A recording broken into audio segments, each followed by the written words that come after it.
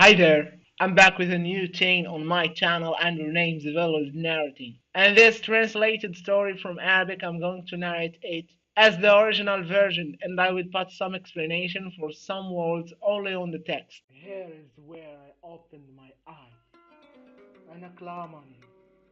This sentence has changed the course of history, not the world's history, my history. Fantastic phrase, strange and almost fictional. I used to say it when I was a little child. The meaning of it, I'm learning German. Why German? I don't know. No one from my family or the people that I knew in my childhood knows where the addiction to beat my forehead and say that phrase at the same time came from. Perhaps it's a good omen for what life had planned for me. The only misty picture of my father that remains in my memory is a bed, like a military bed, old grey bed sheets, like those you find in a prison, and one plastic bottle of water Siddhartha on the floor. Inside of it there was a tub, going along the bed's leg to somewhere. They wouldn't let me enter that room, but sometimes I would beg. One day I entered, and the bed was empty. My father had died. I was too young to understand what was going on, and how and why. They told me that on that day that I didn't stop crying, but I don't really remember. The cancer stole my father from my life. It was preordained that for my whole life I was to be prohibited from feeling that I was my father's son. I have always been envious and always will be from seeing children in streets with their parents. Though I'm father of two children now, my mother more than compensated for the emptiness my father left.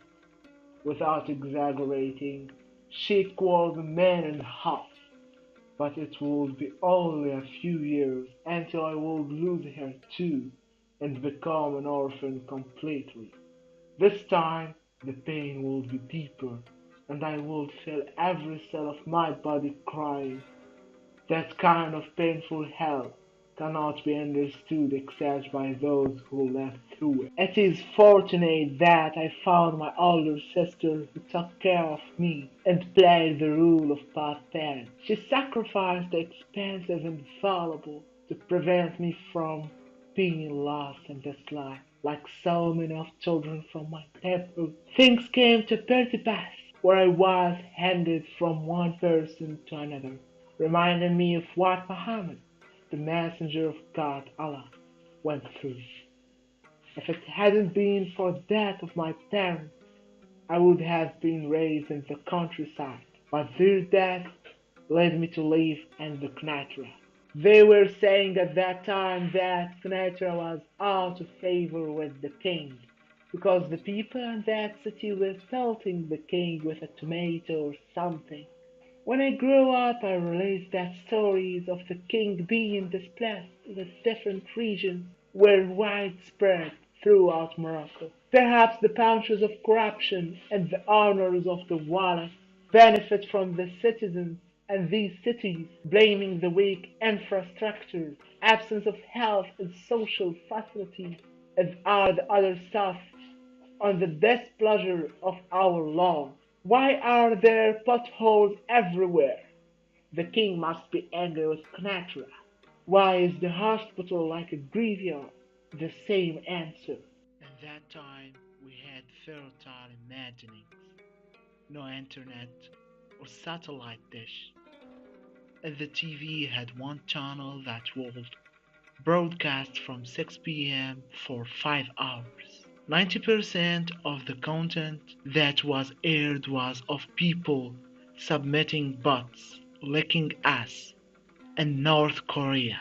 We created a lot of stories like the one of Mustafa Ali, how in his secret life He was the best pilot in the world and saved the life of our Lord many times. How the airplane fell from the sky with him and at Polisario, and he survived from that and some khla. Of course, we never reached the level of our parents and grandparents who have seen Moha 5 and the moon. In my father's life, he was something great in the military, despite the fact that he was young. According to what they were saying, we were living in prosperity, like the Biacross glass. After he breathed his last, his family, who didn't love my mother, started plotting against us and took everything. My mother didn't understand anything and suffered damage, wasting time in the courts until she gave up her rights, accepting injustice just to live and raise her children in peace. We began moving from one home to another, no help, no mercy. Like millions of Moroccans who are led to live the same way in this country by a genetic accident. Although my mother was in bad situation, she tried to create the happiness for us in any way, and continued like that until a metaphysical animal in the sky decided that we needed 250 grams of added hardship. Then he took out her soul and left us naked on the ground. After yelling and waving, my older sister was faced with two options. The first one was to put us in the orphanage, and the other was to gather us all into a room with a kitchen that looked like the grave of the infidel. My sister wasn't able to endure the idea of seeing her brothers in misery in the orphanage, and she took us to live with her. At the same time, my sister was already newly married and still completing her education. Her husband was a bishop. Oh, I mean a teacher.